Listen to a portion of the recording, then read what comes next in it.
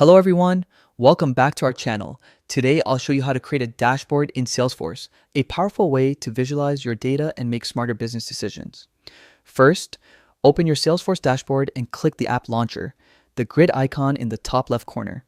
In the search bar, type dashboards and select it.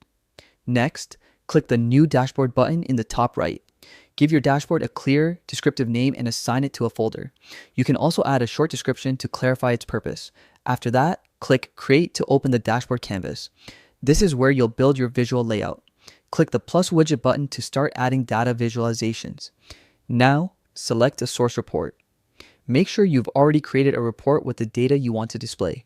Choose a visual type: bar chart, pie chart, line graph, gauge, table, or metric, based on what best communicates your insights. Click Add to place the widget on your dashboard.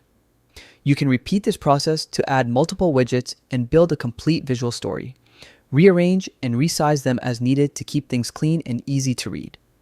To complete, click Save to store your dashboard. And that's it. You've just created a dashboard in Salesforce. Thanks for watching. Don't forget to subscribe to our channel, and I'll see you in the next video.